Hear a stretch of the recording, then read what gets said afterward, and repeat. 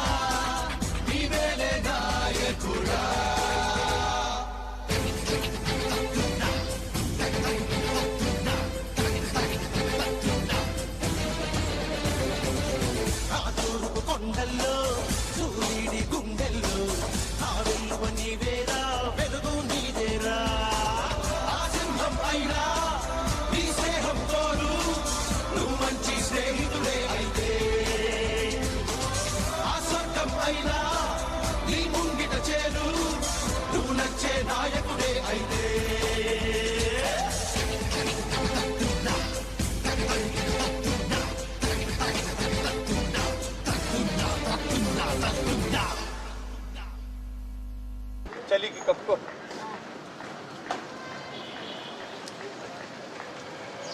నువ్వు ఒకటే ఉండేది, ఈడే ఉంటావా ఎప్పుడు?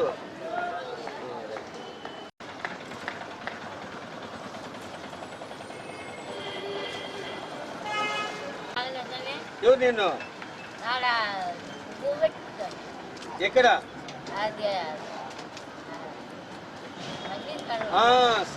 సలీం సార్. చలి అవుతుంది, కప్పుకో.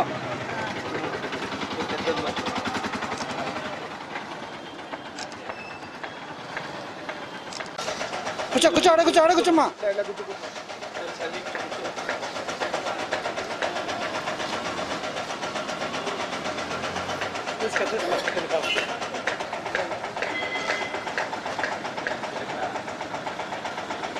ఏ ఊరమ్మా?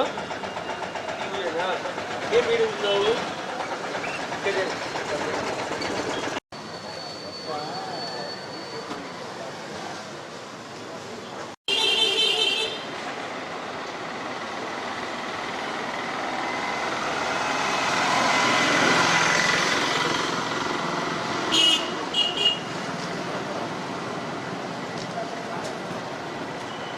ఇక్కడ చూపించుకోకుండా ఆరోగ్యం బాగాలేకపోతే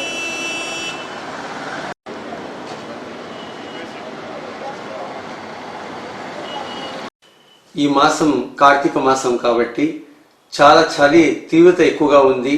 అందులోనూ ఈ రోడ్లపైన పండుకునేటువంటి వాళ్ళు చలికి అల్లాడిపోతున్నారు.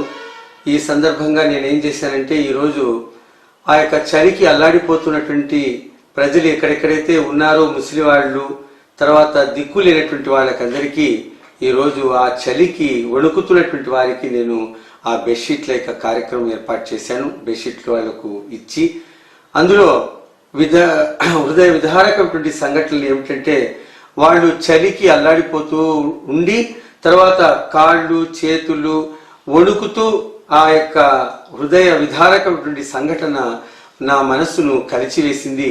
ఇంకా నేను ఇలాంటి అనేకమైన కార్యక్రమాలు చేయాలని సంకల్పించినాను. దేవుని కృప వల్ల మా కుటుంబము ఇది ఈరోజు ఇదేం మా కొత్తదేం కాదు. మా కుటుంబము మొట్టమొదటి నుంచి కూడా మా తాత ముత్తాతల కాలం నుంచి కూడా మేము ఇలాంటి కార్యక్రమం సేవా కార్యక్రమం చేస్తున్నాం. ఇంకా మీ అందరి ఆశీస్సులు అంటే నేను ఇంకా మంచి కార్యక్రమాలు చేయడానికి ముందుంటానని తెలియజేస్తున్నాను.